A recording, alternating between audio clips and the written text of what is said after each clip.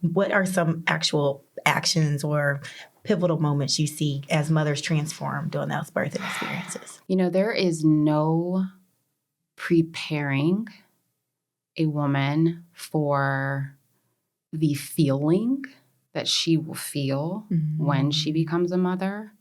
I think that so many of us also want to try to gather as much as we can to understand and do this process right. And, even think about being a good mom. What are the things that I need to prepare for?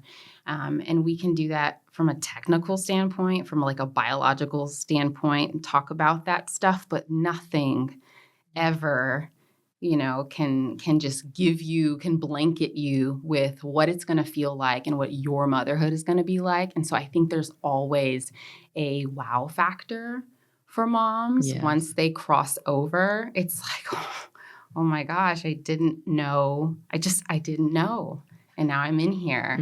And there can be a mix of things, of feelings of empowerment, sometimes feelings of inadequacy, or why didn't anybody tell me? Or people told me all these things and I don't feel anything like any of those things. And so it's a mix, but definitely bewilderment, I think, is something that I see quite often.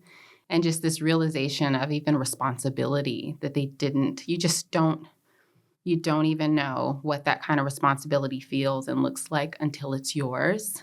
And so there's definitely that. I like how you express the uniqueness of the experience because each mom is different. So each birth is going to be different. Absolutely. And for that, how do you actually prepare, for this journey of motherhood alongside a birthing mom or a birthing family? I love that you asked that. First off, birth doulas often work with people quite early on in the journey. They often don't show up just in that birthing space. They typically will work with the client, in that first trimester, second trimester, sometimes third, but usually around that second trimester, they begin working together and journeying towards this incredible life event and through it.